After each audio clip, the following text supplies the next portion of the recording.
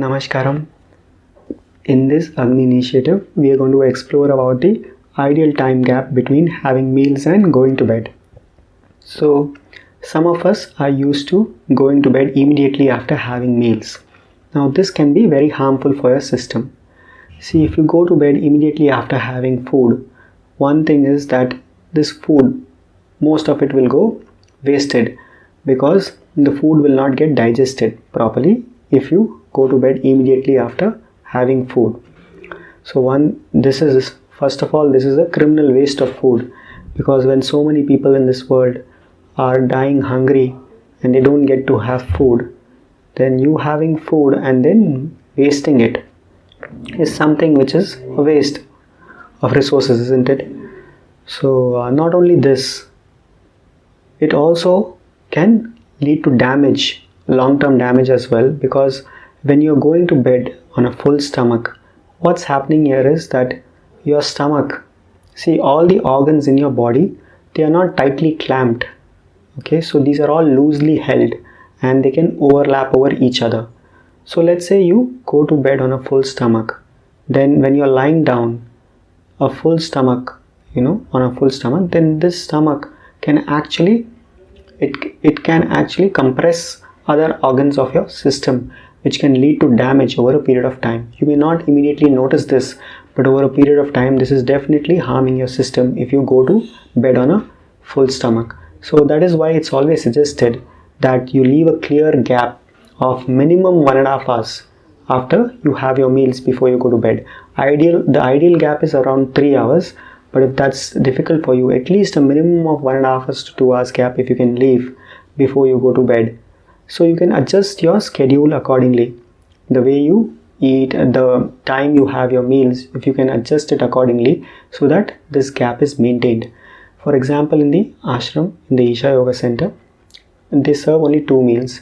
The first meal is at 10 o'clock in the morning, brunch, or 10:45 in the morning. There are 2 timings available, and immediately after that, people carry on with their activity. That's not the time to sleep, isn't it? So they start doing their activity, so there's no problem at all in the morning.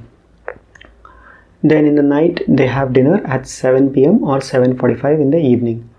Now once again, after that, they don't go to bed immediately because they go to bed only after around 10 or something.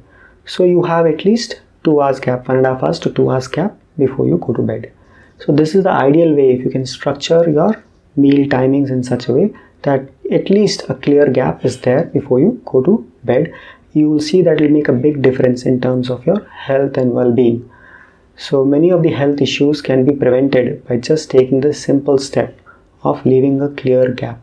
And those of you who are used to having 3 meals a day, especially during lunch, after lunch, you may tend to go to bed. So that's something which should be avoided.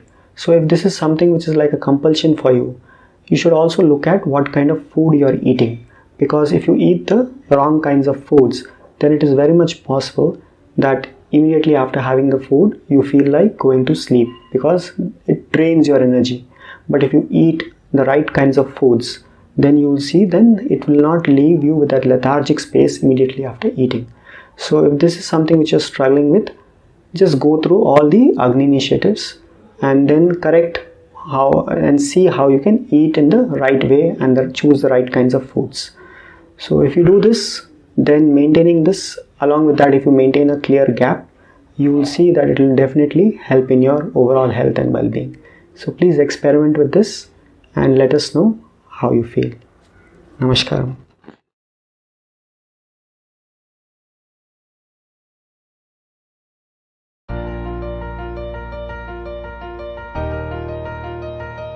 If you eat food and your body feels very agile and alive, that means it's good food, body is liking it. If you eat something, it feels dull, that means it's not liking it, it's having difficulty with it, that's why it feels dull.